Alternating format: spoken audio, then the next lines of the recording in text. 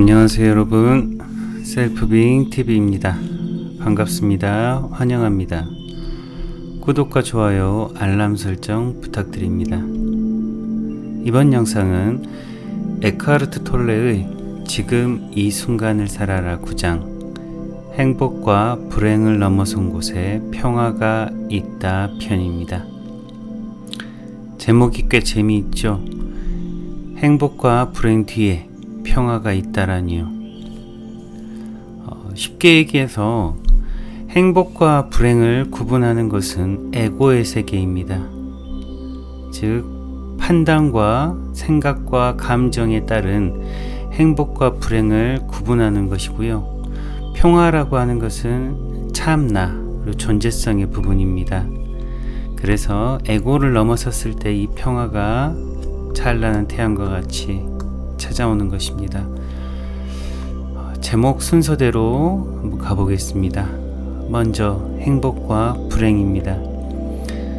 여러분은 행복하신가요? 아님 불행하신가요? 아마도 행복이나 불행을 시시때때로 파도가 왔다 갔다 하듯이 느끼고 또 그 사이에는 그저 그런 일상도 있을 겁니다.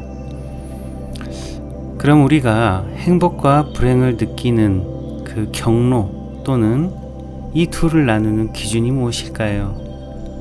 행복은 보통 내가 원하는 것을 얻거나 원하는 모습이 되거나 세상 일이 내가 바라는 대로 될 때 경험하는 감정이고, 불행은 그 반대의 경우, 즉 상실이나 대립 또는 혼란의 경우에 경험합니다.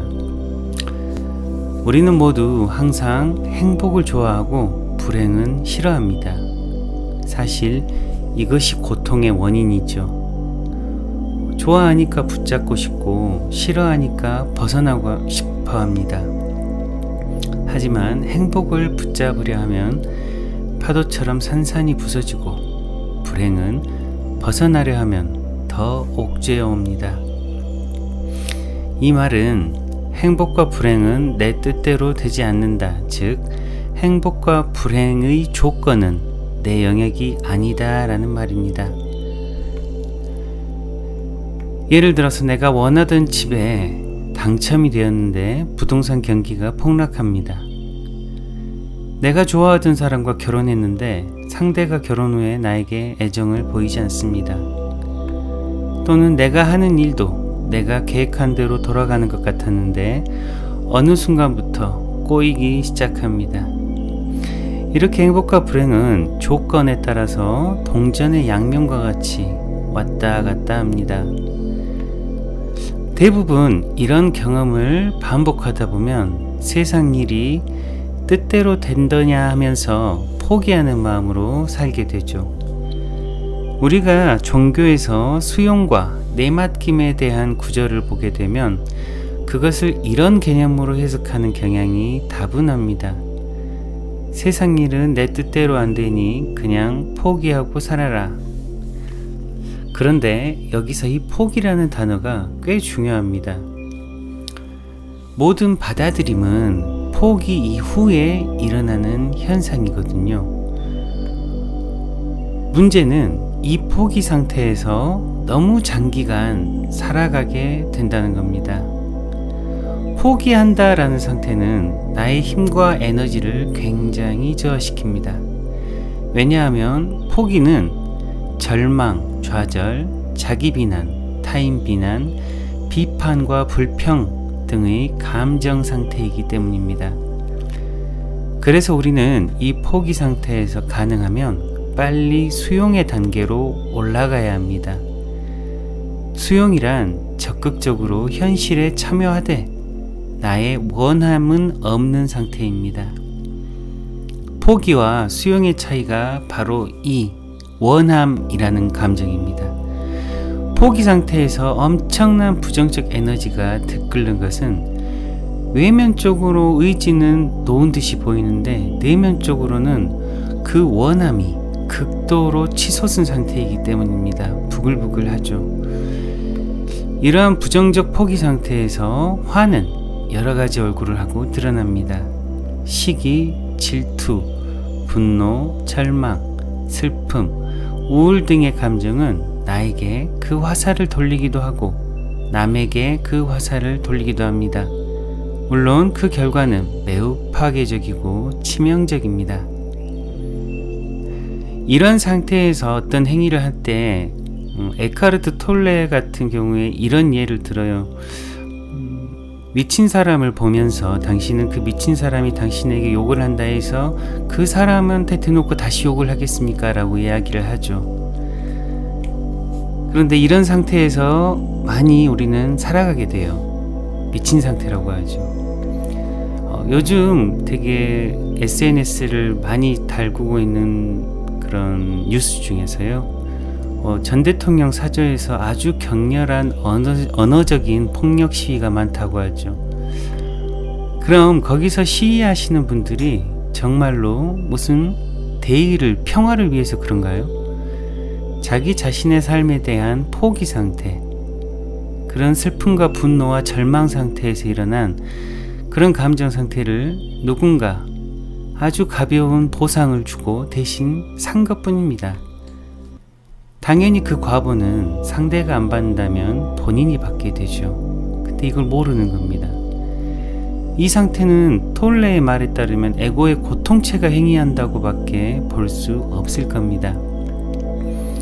예수님도 그러셨죠. 본인을 핍박하는 사람들한테 아버지여 저들을 용서하소서. 저들은 저희가 무슨 일을 하는지 모르나이다.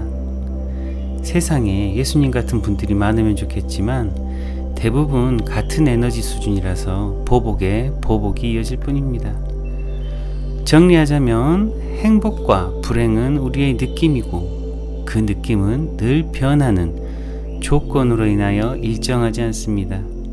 그리고 이러한 변화의 두려움 속에서 우리는 포기를 경험합니다. 우리 대부분은 이런 포기 상태에서 삶의 종착역에 이르기도 합니다. 포기 상태에서도 우리는 일상적 삶을 살아갑니다. 내면의 슬픔과 분노, 절망을 간직하고요. 하지만 만약 포기에서 수용으로 넘어갈 수 있다면, 즉 포기 상태에서 나의 내면의 원함을 놓아줄 수 있다면 바로 그 순간 우리는 평화로 들어갈 수 있습니다. 그 평화의 상태는 일상적인 일을 하면서도 그 일의 결과가 아닌 그 일 자체, 과정 자체에서 기쁨을 느낄 수 있고, 사람을 만나면서도 내가 원하는 기대를 하지 않기 때문에 대상에 온전히 집중할 수 있고요. 최종적으로는 삶에, 내 육체에 영원히 살 것을 기대하지 않기에 하루하루를 순간순간을 만끽할 수 있습니다. 행복과 불행은 모두 조건적인 것입니다. 모두 만약 뭐뭐 하게 된다면 또는 뭐뭐 해서라는 조건이 붙어 있습니다. 이런 조건에 따른 종속적인 감정인 행복과 불행은 그래서 조건의 변화에 따라 늘 변할 수밖에 없고, 그 조건들은 나의 통제 밖에 있습니다. 우리는 태어나면서부터 완전함을 추구합니다. 모순적이죠. 불완전한 인간으로 생로병사의 필연적 고통을 부여받은 생명체가 완전할 수는 없습니다. 하지만 불완전한 인간이기에 우리는 순간의 아름다움을 느낄 수 있고, 그 불완전함 속에서 나의 존재의 영원함도 느낄 수 있습니다. 즉 우리가 완전해지고자 하는 나의 에고적 특성을 포기하고 나의 내면의 원함을 놓아버리든지 흘려보낼 때, 아이러니하게도 나의 완전한 존재성은 평화의 느낌으로 드러납니다. 늘 그 자리에서 찾아주길 기다리던 찬란한 나의 존재가 드디어 모습을 드러내게 됩니다. 그 존재에게는 부족함이 없기에 원함도 없습니다. 이렇게 톨레의 지금 이 순간을 살아라 9장 행복과 불행을 넘어선 곳에 평화가 있다 편을 마무리합니다. 시청해 주셔서 감사드리고요. 늘 있는 그대로의 나의 내면의 평화를 발견하시기를 기원합니다. 평온하십시오.